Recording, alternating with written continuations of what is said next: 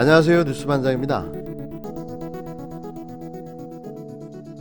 차기 대선에서 여야 중 어느 후보에게 투표하겠냐고 물었습니다.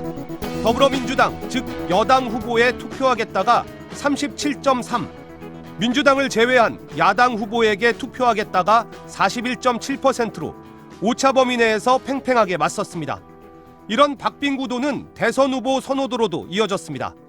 이재명 경기지사가 20.8, 윤석열 검찰총장 18.2, 그리고 이낙연 민주당 대표가 17.5%로 선두권을 형성했습니다.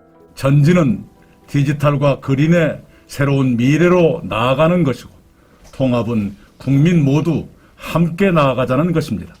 전진과 통합을 올해 우리는 이루어갈 것입니다. 국민과 함께 전진해야 합니다. 그러자면 사회 갈등을 완화하고 국민 통합을 이루어야 합니다. 신년 인터뷰로 전직 대통령 사면 말씀하셨는데요. 적절한 시기에 대통령님께 건의드릴 생각입니다. 신년 벽두에 날벼락같이 날아든 전직 두 대통령에 대한 사면 발언. 그것도 현직 여당 당대표 입에서 나왔기에 실로 놀라움과 충격이었습니다. 더욱 놀라운 건 그 의도가 너무나 명확하고 분명해 보였기 때문인데요. 차기 대선 지지율 1위에서 3위로 추락한 그는 자신의 대선 지지율 회복을 위해 이명박 박근혜 사면이라는 무리수를 둔 것으로 읽혔기 때문입니다. 이는 중도 보수층과 무당층까지 아우르는 민심을 화해와 용서라는 거대 담론으로 끌어안아 보자는 나름의 노림수로 보였기 때문에 그 충격이 더 클 수밖에는 없었는데요. 이런 그의 모습을 보며 여당 지지자들과 그를 지지하는 많은 국민들은 무슨 생각을 했을까요? 아, 이 사람도 똑같구나. 자신의 목적을 위해서라면 물불을 가리지 않는 사람이구나. 2021년 첫날에 갖게 된 생각. 정치는 꼼수가 아닌 정수로 해야 한다. 그런 진정성을 가진 사람만이 국민의 마음을, 그리고 진정한 리더로 인정받을 수 있겠구나라는 생각이었습니다. 같은 날 또 다른 정치인이 이낙연 대표와 같은 주장을 하고 나섰는데요. 하지만 이낙연 대표에 가려 완전히 묻혀버리고 말았습니다. 그가 누굴까요? 만덕산의 저주, 손학규 전 국민의당 대표였는데요. 이분도 참 대단합니다. 뭔가 하려고만 하면 더 큰일이 터져 파묻히고 마는 불운아인데요. 이날도 여지없이 존재감 제로였습니다. 이쯤 되면 이건 과학이 아닌가 싶을 정도인데요. 안철수를 보면 나도 모르게 터져나오는 웃음. 손학규도 만만치 않죠. 정치 풍우나 만덕산의 저주는 계속됩니다.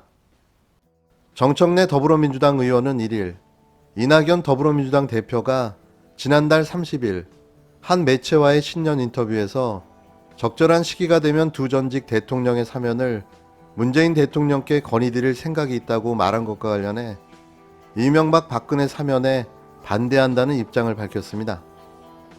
이런 입장은 정청래 의원뿐만이 아니죠.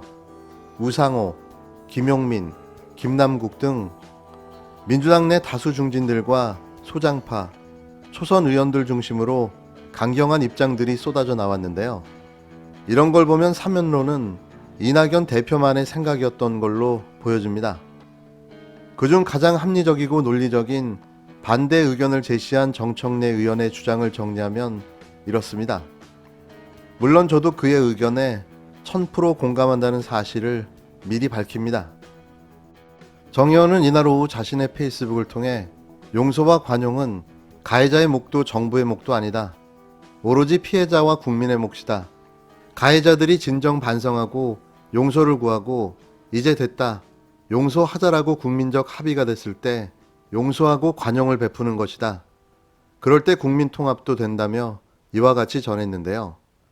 이어 프랑스가 똘레랑스의 나라가 될 수 있었던 것은 나치 부역자들을 끝까지 추적해 철저히 처벌하고 민족 정기를 바로 세웠기 때문이라며 프랑스 국민들이 이제는 용서하고 관용을 베풀자고 할 때까지 민족 반역자들을 무관용으로 대하고 처벌했다고 전했습니다.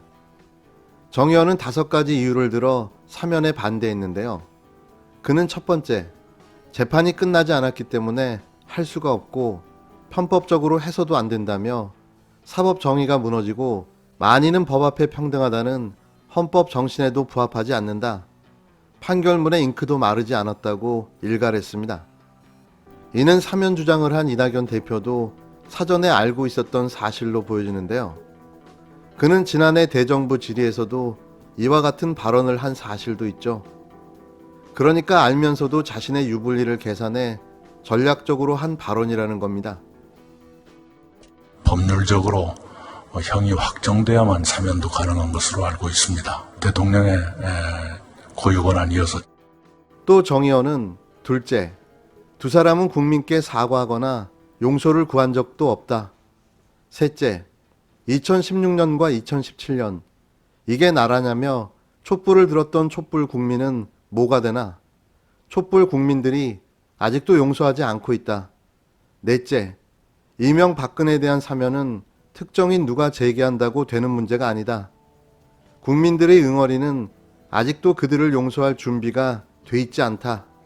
다섯째, 대한민국은 아직도 이명박근혜 정권 때 드리워진 적폐가 쌓여 있고 그 적폐 청산 작업을 할 때라고 주장했습니다. 그러면서 무엇보다 탄핵 촛불을 들었던 국민들이 용서할 마음도 용서할 준비도 되어 있지 않고 그럴 생각조차 해본 적이 없다며 그래서 난 반댈세라고 전했는데요. 맞습니다. 천부당 만부당 맞는 말씀입니다. 그래서 저도 그 사면 반댈세입니다. 전 국민적인 공감대가 중요합니다. 전직 대통령의 사면을 선거에 이용하려는 시도가 있다면 그것은 용납할 수 없는 일입니다.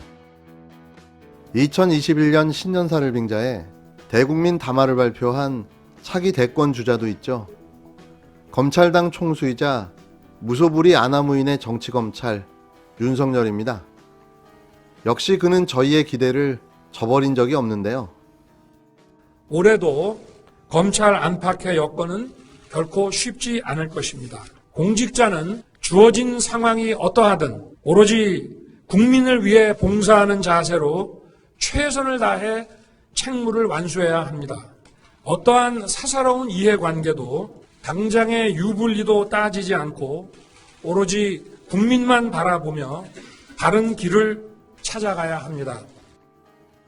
윤 청장은 31일 새해 신년사에서 검찰 개혁의 목적과 방향은 공정한 검찰, 국민의 검찰이라며 국민의 검찰이란 오로지 그 권한의 원천인 국민만 바라보고 좌고우면하지 않는 것이라고 밝혔습니다. 최근 정직 2개월 중징계를 받았다 법원 결정으로 업무에 복귀한 윤 청장은 새해부터 월성원전 사건 등 정권 수사의 속도를 붙일 것으로 전망되는데요. 윤 청장 신년사는 그와 같은 기조가 국민의 검찰로 소임을 다한다는 것임을 강조한 것으로 해석됩니다. 윤 청장은 또 인권 검찰을 강조하면서 국가 사회의 집단 이익을 내세워 개인의 자유와 권리를 함부로 희생해서는 안 된다는 것이 자유민주주의의 헌법의 핵심 가치라며 형사법 집행 역시 국민 개개인의 자유와 권리를 함부로 침해할 수 없는 것이라고 했는데요. 윤 청장은 이번 신년사에서 국민이라는 단어를 무려 14번 사용했습니다. 2019년 7월 취임사에선 국민을 24번 언급하기도 했는데요. 이분은 자기가 대한민국 대통령인 줄 착각하는 모양입니다. 말끝마다 법과 원칙, 국가와 국민, 제발 2021년도에는 준법 정신부터 갖추길 바랍니다.